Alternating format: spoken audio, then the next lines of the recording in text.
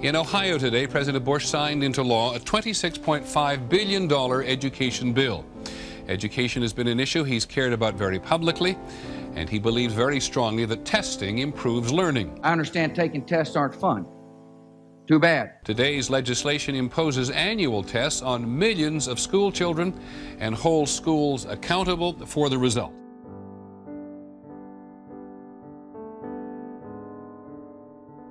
Every school has a job to do, and that's to teach the basics and teach them well.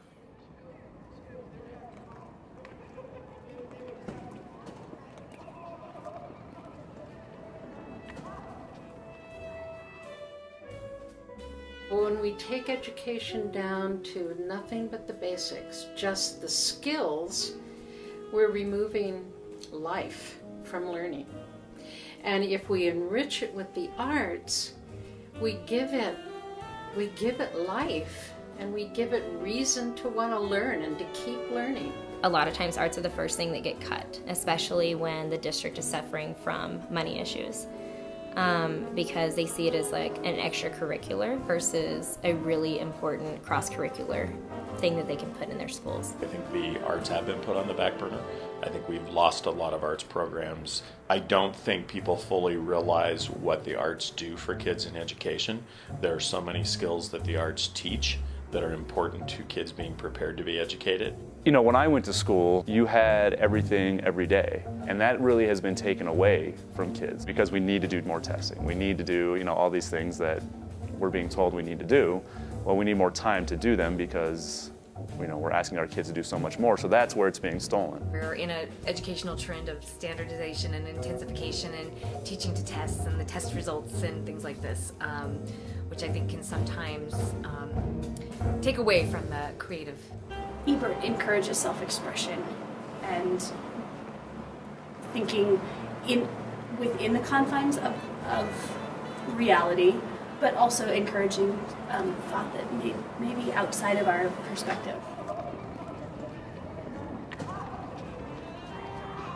When people are trying to convince artists that they should be something else, they're like, oh, they're an art major, how cute.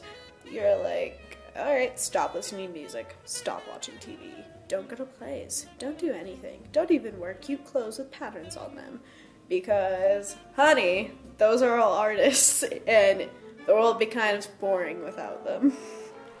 There's so much give and take from the arts. Like, you can learn so much from people, and therefore teach other people so many things. Like, just kind of, it's just a constant mixing bowl of just different people, different ideas, different skin colors, different everything. It's just, it's one big coming together that everybody can do.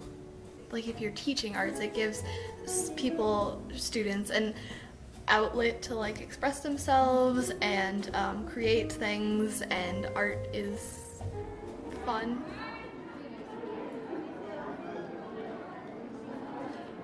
Children learn in many different ways, not just paper and pencil.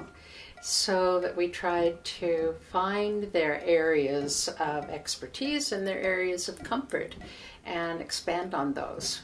We're trying to cultivate an environment where kids can be successful, not just in the standard ABCs and 1, 2, 3s, but kids have other talents, and we're trying to foster those as well. And it's not only fostering them, it's bringing them out of kids as well. So we're just giving them more opportunities to find success in their life. I believe that really sets up, lifelong love of learning. That's part of our job here, is to make learning exciting and fun and powerful. I think they're a part of the human experience, so to leave them out of school would be preposterous.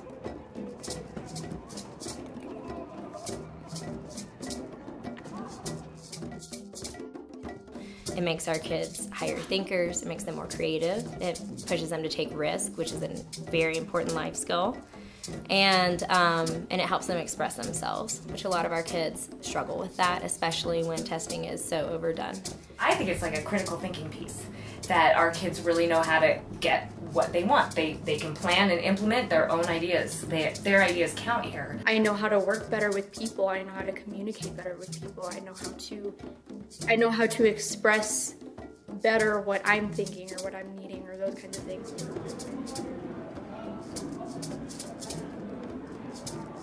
They shouldn't be exclusive of one another. And using one to support the other one is simply that, support. It's supporting what you think is the priority there. Academics supporting the arts is unbalanced too. This is where this integration piece, this is where we try and be, so that you're growing people as artists and growing people as thinkers, and if we're here, then both circles go up. And in today's economy, a high-quality education is a prerequisite for success. We're going to have our young people master not just the basics, but also become critical thinkers and creative problem solvers. And our competitive advantage depends on whether our kids are prepared to seize the opportunities for tomorrow.